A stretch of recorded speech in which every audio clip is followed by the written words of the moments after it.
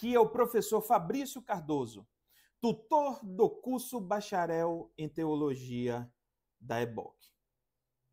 Eu gostaria de lhe dar as boas-vindas à nossa aula de Cristologia, parte 2. Na aula anterior, nós falamos que este conteúdo seria dividido em 3 partes.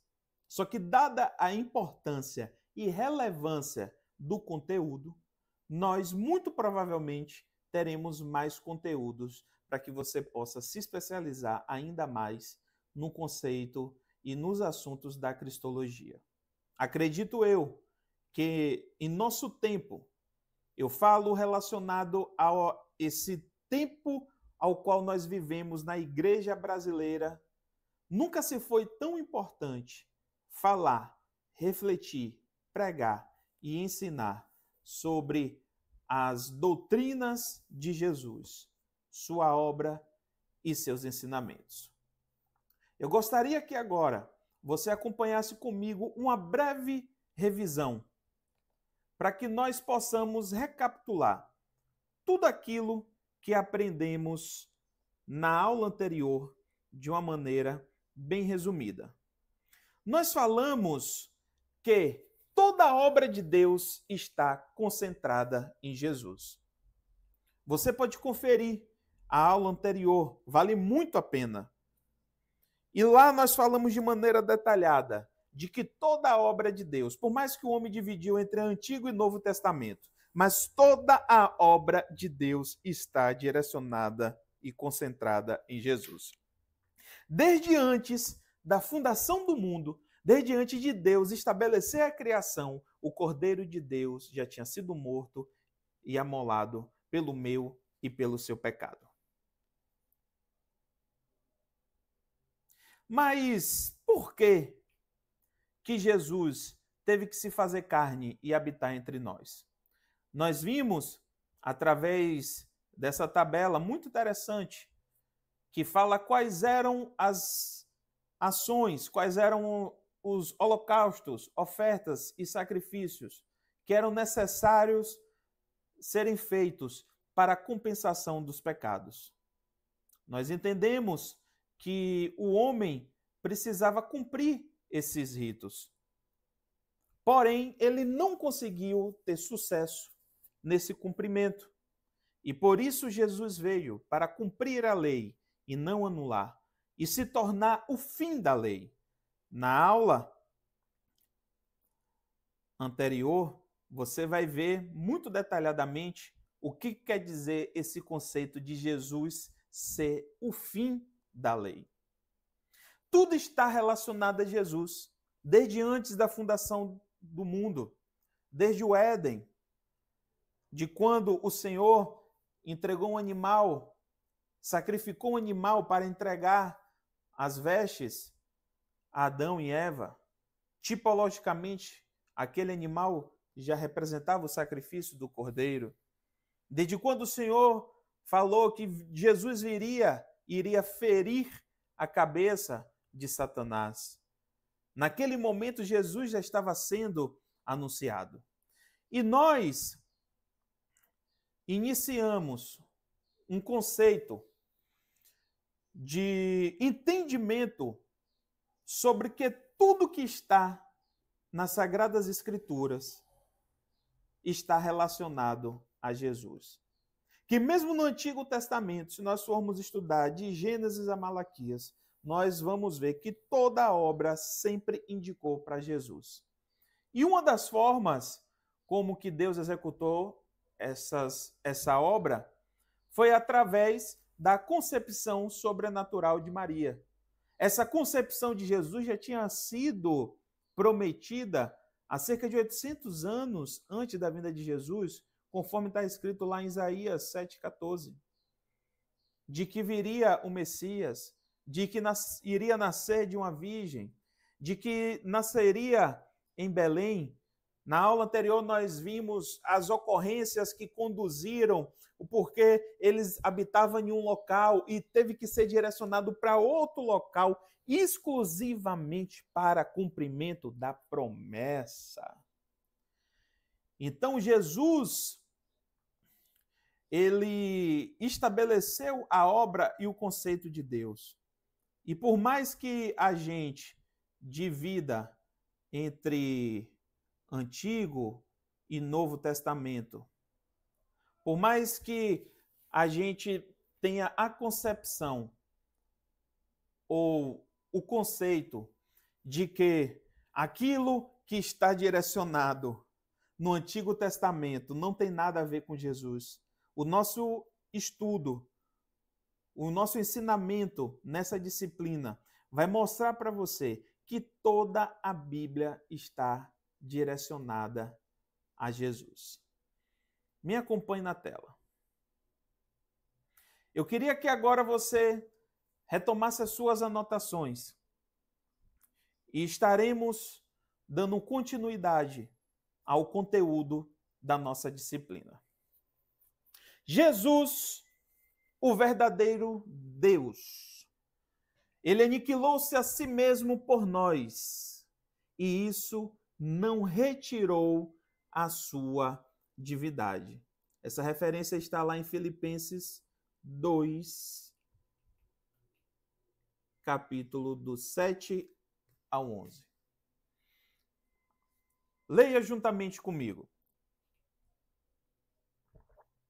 Antes, a si mesmo se esvaziou, assumindo a forma de servo, tornando-se em semelhança de homens e reconhecido em figura humana. Eu preciso que você entenda isso de uma maneira muito especial. Jesus, ele se esvaziou. Existem algumas vertentes, algumas doutrinas, umas consideradas como seitas, e até mesmo dentro do cristianismo, há vertentes que menosprezam a divindade e a figura da pessoa de Jesus Cristo. Jesus é Deus. E Deus o exaltou. E ele tinha todo o poder e poderia, em sua decisão, fazer diferente. Mas por amor a mim e a você, ele esvaziou-se a si mesmo. Ele abriu mão da sua divindade, se tornando 100% homem, se tornando servo e semelhante aos homens, se submetendo às circunstâncias da rotina humana, dos problemas envolvidos na condição humana. Tudo isso para cumprimento da palavra de Deus, para entender o que eu e você passamos, para entender as condições e adversidades que passamos, para entender o que é o sorrir, o se alegrar, o chorar, o luto. Ele se tornou semelhante aos homens. E a si mesmo se humilhou, tornando-se obediente até a morte, e morte de cruz. Pelo que também Deus o exaltou sobremaneira, e lhe deu o nome que está acima de todo nome, para que o nome de Jesus se dobre todo o joelho, nos céus e na terra e debaixo da terra, e toda língua confesse que Jesus Cristo é Senhor, para a glória de Deus Pai. Querido, ele se esvaziou, ele assumiu a forma de servo, ele se tornou semelhante aos homens e foi obediente a Deus. E se submeteu à morte de cruz. Uma das piores humilhações e atrocidades que um homem naquela época poderia passar. E por isso, a Bíblia diz que Deus o exaltou, Deus o Senhor da criação, o arquiteto da criação, o Todo-Poderoso, o Eu Sou, o Adonai, o Elohim. Ele exaltou Jesus acima de todo nome. Então eu quero falar de uma maneira muito convicta para você. Todo ensinamento, toda doutrina, toda e qualquer orientação que menospreze Jesus, que rebaixe Jesus, que tente dizer que Jesus não é Deus, que tente dizer que Jesus não deve ser adorado, é uma heresia. Nós precisamos ser defensores da essência bíblica.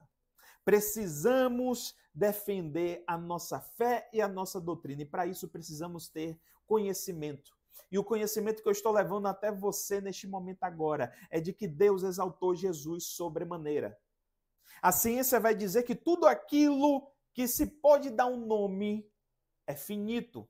Pode ser estudado, definido, calculado. Por isso, a Bíblia vai dizer, até mesmo muito tempo antes da ciência chegar a essa conclusão, de que o nome de Jesus está acima de todo nome.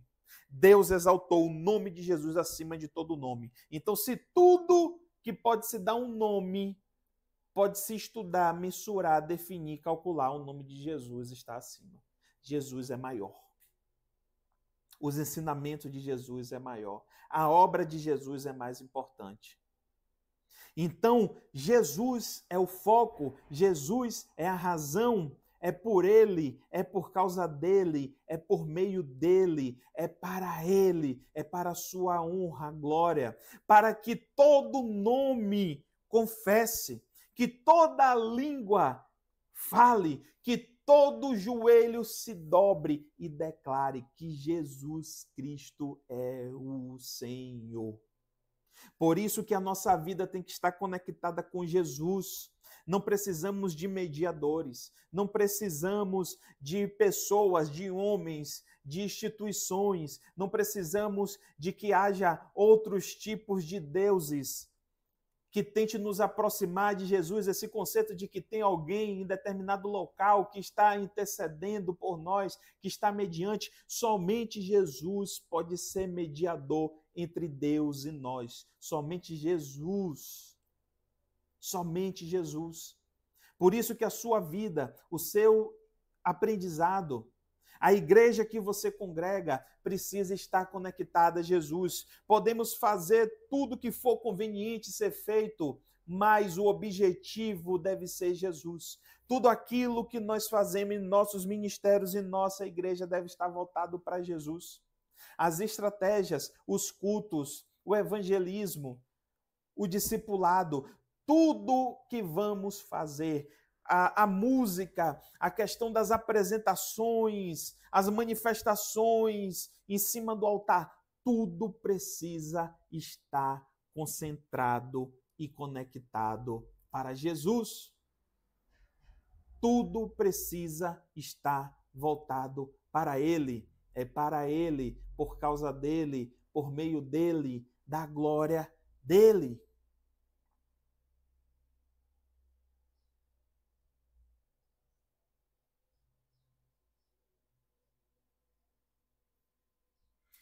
Jesus é Deus.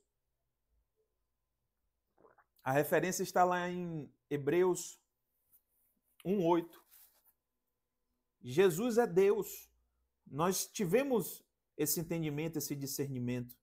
Deus exaltou Jesus e deu a ele todo o poder, toda a honra. Deus o coroou e o deu poder de divindade, exaltada sobre tudo e todas as coisas, para que todo joelho nos céus, na terra e debaixo da terra, é isso mesmo, é todos os homens, é todos os seres celestiais, todo principado e potestade, eles vão ter que se ajoelhar e confessar e declarar que Jesus Cristo é o Senhor, para a manifestação da glória de Deus Pai. Jesus é o Filho unigênito de Deus. Ele é o Messias prometido, o Messias que viria para cumprir toda a lei, toda a palavra, todo manuscrito, toda promessa se cumpre no Messias. Jesus, ele é onipotente, ele tem todo o poder. Todo o poder foi dedicado a ele. Ele pode fazer tudo e todas as coisas. Jesus é onisciente. Ele sabe de tudo e de todas as coisas. E Jesus é onipresente. Ele está em todos os locais, em todo o tempo. Ele é o ontem e ele é o amanhã.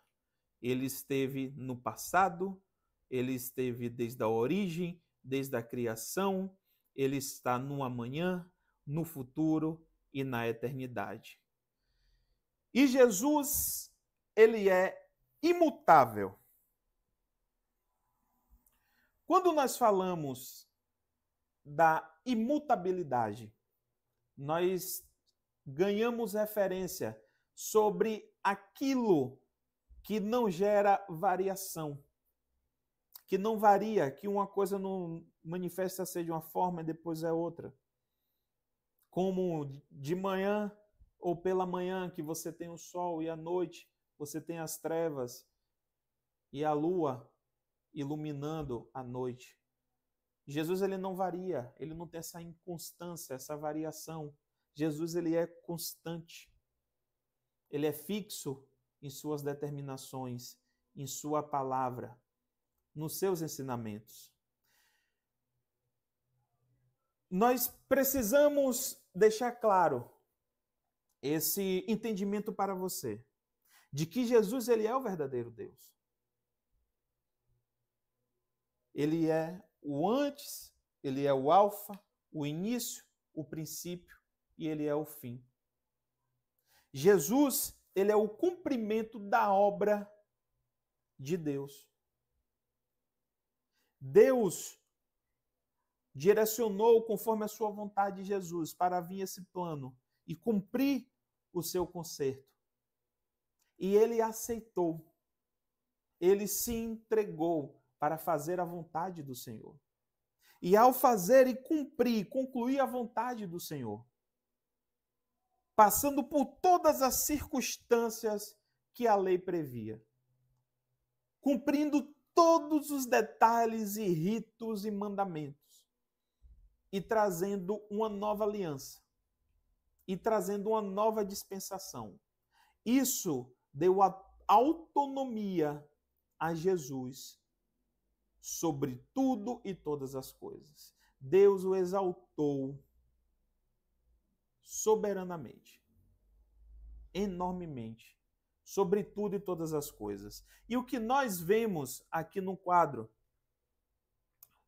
foi que todas essas características que antes nós estudamos e conhecemos através da manifestação do Senhor, de onipresença, de onisciência, de onipotência, todas essas características, elas foram manifestas por Jesus. Então, o mais importante é Jesus. A quem nós devemos orar, a quem nós devemos adorar, a quem nós devemos pedir. É o que nós devemos ensinar.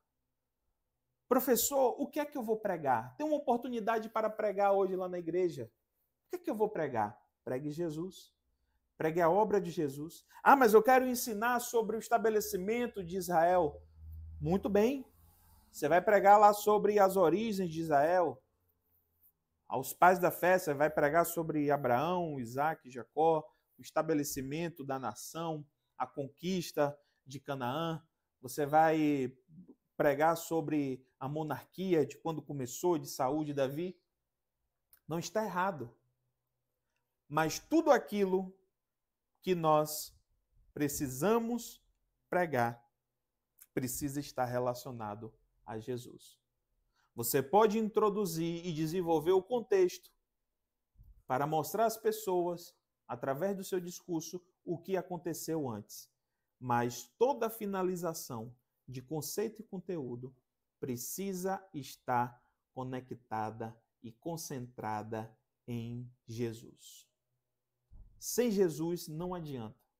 Tudo que você vai fazer no seu ministério, tudo que você for fazer nos departamentos da sua igreja, tudo que você for apresentar no altar, seja uma apresentação teatral, seja o ministério de louvor, seja uma pregação, tudo precisa estar concentrado e conectado a Jesus.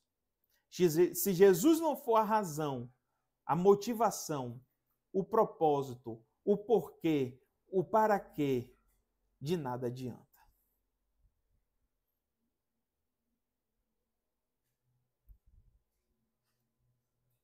Continue comigo.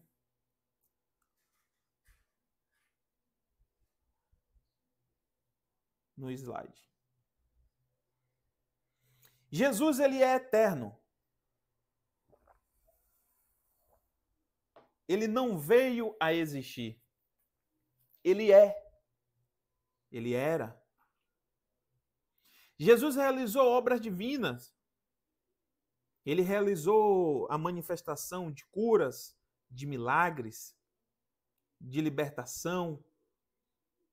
Ele fez coisas que somente a Deus estava designado. Jesus, ele é santo. Ele foi tentado, mas não pecou. Não se achou pecado nele. De maneira alguma. Ele chegou até a irar-se, mas não pecou.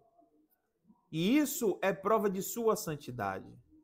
Jesus, ele é o amor. Ele é a manifestação do próprio amor de Deus sobre a sua vida. Jesus, ele é a verdade. O texto vai dizer que Jesus, ele é o caminho, a verdade e a vida.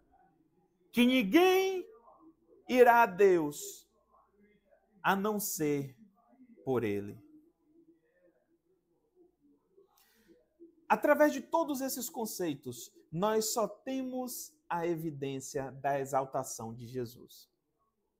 Eu estou passando aqui nessa aula. Essa aula da parte 2 de Cristologia foi exclusiva para mostrar para você, para evidenciar para você de que Jesus é o maior, de que Jesus é o melhor, de que Jesus é o qual nós devemos adorar, nos prostrar, pedir, rogar. Aquilo que nós pedimos a Deus no nome dele, o Senhor nos concederá. Ou seja, é a quem nós devemos tendenciar, inclinar, devocionar todas as nossas expectativas, toda a nossa vida, a nossa casa, a nossa família, o nosso trabalho, os nossos afazeres, o nosso ministério, o nosso futuro precisa estar direcionado e concentrado a Jesus. Ele possui todas as características que indicam que ele é Deus. Não somente porque o texto lá em Filipenses diz que ele foi exaltado soberanamente, mas por todas as evidências de sua obra, com todas as suas características, que comprovaram que ele era o Messias, de que ele é o Salvador, de que ele é onisciente, onipresente, onipotente, de que ele é santo, de que ele é eterno, de que ele operou milagres e maravilhas, de que ele é a fonte do amor. Jesus é a manifestação do amor de Deus. Ele é a prova do amor de Deus. Algumas pessoas voltam a sua visão sobre os aspectos do estabelecimento da justiça de Deus. Uma vez conversando com um jovem, ele falou que o que impedia ele de entregar a vida dele a Jesus é o fato de saber de que Deus tinha direcionado a justiça, o estabelecimento da justiça dele sobre pessoas e povos. Ele não conseguia entender como que Deus direcionou a tal profeta e ordenou que o seu povo fosse contra uma outra nação. E eu peguei a situação que ele estava passando ali, que ele estava trazendo, eu expliquei o porquê que Deus direcionou isso, quais eram as práticas daquele povo, o que que aquilo ameaçava o cumprimento da promessa de Deus, do propósito de Deus, mas mesmo assim ele não entendeu. Eu não consigo me entregar a um Deus que manda matar outras pessoas. Eu falei, mas você está concentrado a um aspecto, porém, em nenhum momento você está ligado de que esse mesmo Deus foi quem entregou o seu próprio filho por amor de mim a você, para que você tivesse vida, para que você tivesse vida em abundância, para que você pudesse respirar, para que você pudesse comer e beber, para que você pudesse sentir coisas boas, ter boas emoções, bons sentimentos. Amados, o que nós mais precisamos em nosso tempo e nessa geração é de Jesus, é da obra de Jesus, é do amor de Jesus, é da graça de Deus através de Jesus, é da misericórdia de Jesus. O homem que tem esse discernimento, esse entendimento de barganha, o homem que tem o seu coração enrijecido e não entende as coisas espirituais, projetos, denominações, ministérios que se perderam no meio do caminho porque perderam o foco de Jesus. Quantas estruturas que nós acompanhamos que abriu mão do entendimento da graça e que regressou ao estabelecimento da lei e cumprimentos de rituais, de celebrações, de obrigação de julgo sobre as pessoas, tirando a característica de que nós somos gentios e que somos Israel pela fé, e estabelecendo um julgo sobre as pessoas para que elas retornassem a cumprir ritos, ao qual nós já lemos lá em Gálatas 2, quando Paulo chegou para Pedro e falou assim, não precisa mais cumprir essas coisas, é a graça, é o amor a Deus e ao próximo. Seremos reconhecidos como discípulos do Senhor quando amarmos o nosso próximo como a nós mesmos. Não é através de um holocausto, não é através de uma liturgia, de um sacrifício, de uma oferta, de um aspecto físico que nos conduzirá à salvação.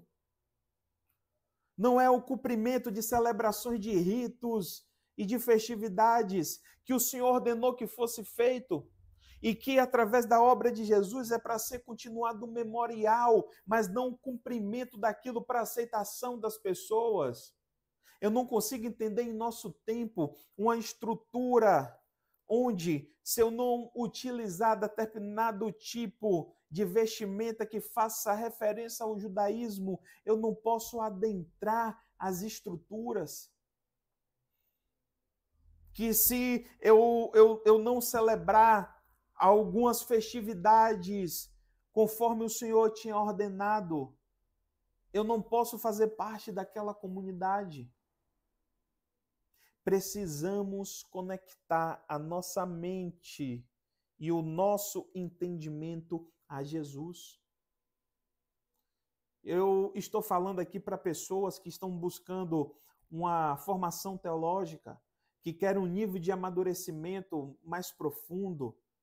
As pessoas que estão aqui me ouvindo, se você está aqui me ouvindo, é porque você quer aprofundamento bíblico, é porque você quer conhecer mais das Escrituras, é porque você quer ser um obreiro aprovado pelo Senhor, é porque você quer ir ao profundo, é porque você quer ir no detalhe, é porque você quer ser bom na hermenêutica, na exegese e conseguir transmitir isso para as pessoas, para ser um apologeta, para defender a fé e a doutrina, para conseguir ensinar nos púlpitos, nas salas de aula. E eu preciso que você tenha esse entendimento, você pastor, você pregador, você obreiro, você professor. Precisamos exaltar o nome de Jesus. Você que é pastor de igreja, você que direciona a doutrina da sua igreja, foque a doutrina da sua igreja em Jesus. Foque nas palavras de Jesus. naquilo que Jesus ensinou. Não torne a Bíblia um cardápio onde você escolhe o que deve ou não deve fazer.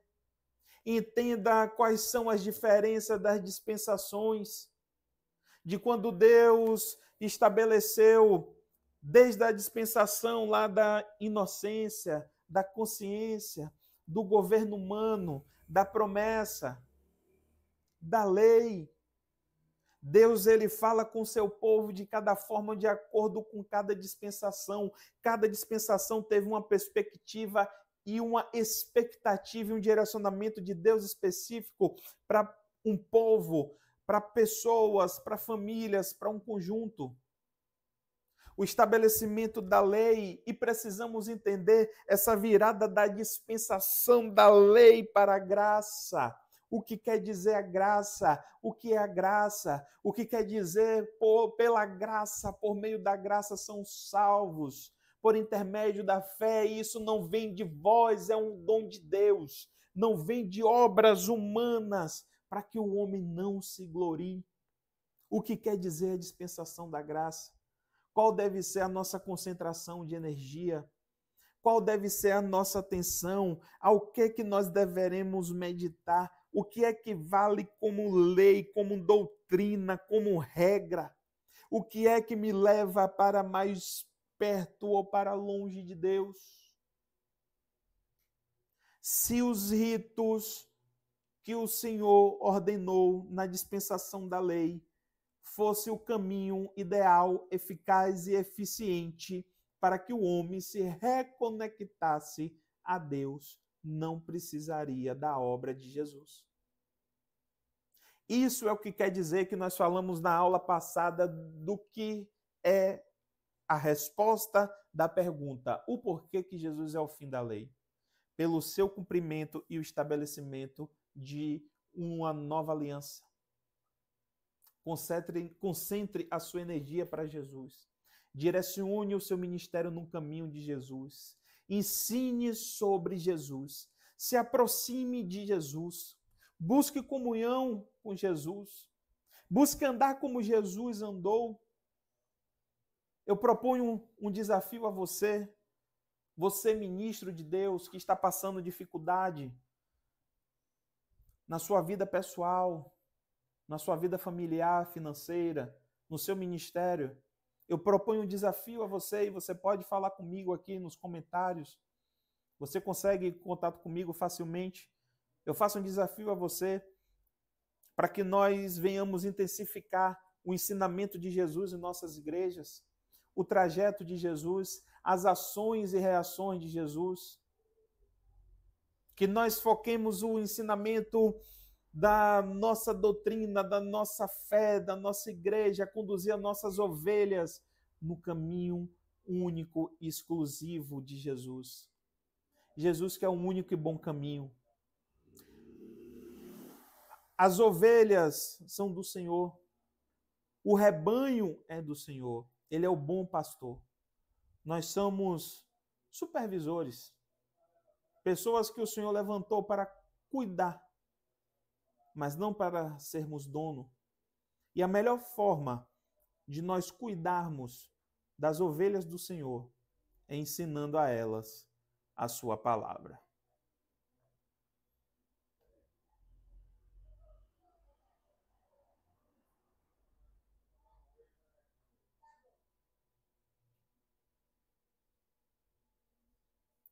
Jesus, o verdadeiro homem. Jesus, ele foi um homem submetido a todas as condições humanas. Ele nasceu de uma mulher e viveu como um judeu em sua época. Eu gostaria de acompanhar junto com você a leitura desse versículo, que está lá em Hebreus 2:14. Acompanhe comigo na tela. Visto, pois, que os filhos têm participação comum na carne e sangue, deste também ele igualmente participou, para que por sua morte destruísse aquele que tem o poder da morte, a saber, o diabo. Jesus, ele foi 100% homem e 100% Deus. E ele viveu submetido a todas as condições de um judeu da sua época. Nós não temos relatos bíblicos que indiquem isso. A Bíblia fala sobre o nascimento de Jesus e depois fala do início do seu ministério. Mesmo diante da sua divindade, mas Jesus viveu como um homem. Jesus, ele tinha suas necessidades fisiológicas, ele tinha suas demandas emocionais. Jesus, ele viveu uma rotina similar ao de um judeu. Ele teve os ensinamentos conforme a cultura e a característica do seu povo na época, do homem que se aproximava após desmamar de sua mãe, se aproximava do seu pai, e era a responsabilidade do pai alfabetizar, ensinar a lei e ensinar uma profissão. Então, muito provavelmente, nesse período onde nós não temos o relato de Jesus, Jesus estava dedicado à similaridade da vida comum dos judeus, de uma criança judia em sua época, de aprender a escrita juntamente com seu pai, de aprender uma profissão, de aprender a lei do Senhor, de ir à sinagoga, de cumprir os ritos de adoração que foram direcionadas ao Senhor. Jesus, ele tinha uma profissão, como nós falamos, a referência está lá em Marcos 6:3. Ele era um carpinteiro. Jesus, como homem, se cansou. Ele era uma divindade. Ele é incansável. Ele, na verdade, é fonte de vida e de energia. Porém, ele se cansou como homem. Ele teve fome, teve sede. Ele se alegrava, se sentiu triste, chorou diante da morte de seu amigo. Jesus sofreu, se sentiu angustiado, foi tentado em tudo. Em tudo ele foi tentado, conforme Hebreus 4:15. Eu gostaria de acompanhar com você esse texto. Siga na tela. Porque não temos sumo sacerdote que não possa compadecer-se das nossas fraquezas. Antes ele foi tentado em todas as coisas, à nossa semelhança, mas sem pecado. Jesus foi tentado em tudo. Por isso Jesus conhece o seu profundo, o seu oculto, o seu escondido. Ele conhece a intenção do seu coração. Porque ele passou por tudo que você passou. Jesus, eu me arrisco a dizer, a gente não tem dimensões de evidências bíblicas para isso.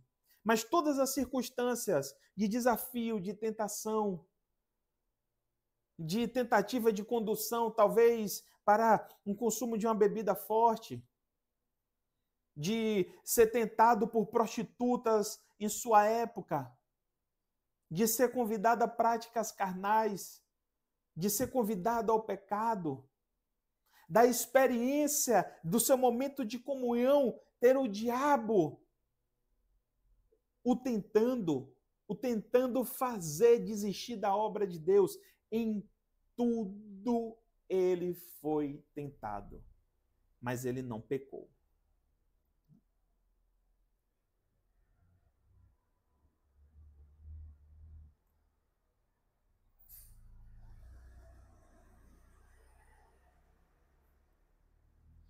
Jesus, mesmo sendo homem, não conheceu o pecado. Ele foi 100% homem e 100% Deus. Eu quero aqui finalizar essa segunda parte da nossa aula de Cristologia com esse conceito. Jesus, ele foi homem. Ele nasceu de uma virgem, ele viveu como uma criança judia, ele passou por todas as circunstâncias da vida e da caminhada humana. Porém, mesmo sendo 100% homem, que teve fome, que teve sede, que chorou, que se alegrou, que muito provavelmente teve momentos de entretenimento, de lazer, que teve momentos de angústia, de sofrimento, de luto e de dor.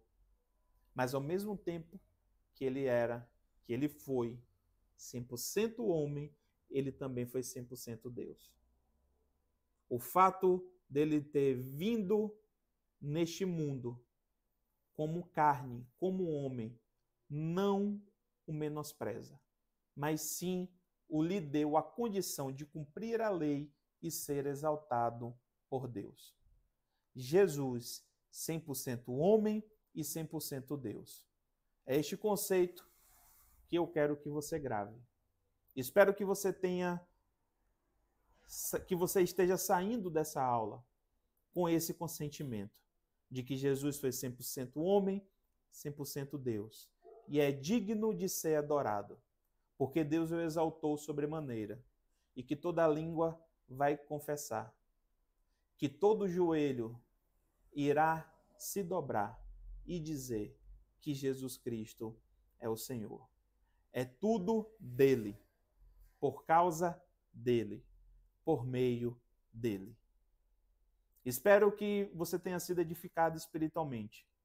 E que se havia alguma coisa, algum consentimento na sua mente, alguma dúvida sobre o que seguir, o que fazer, se estava correto ou não essas buscas por aspectos e ritos da dispensação da lei, eu espero que o amor de Deus, que a graça dele tenha encontrado o seu coração.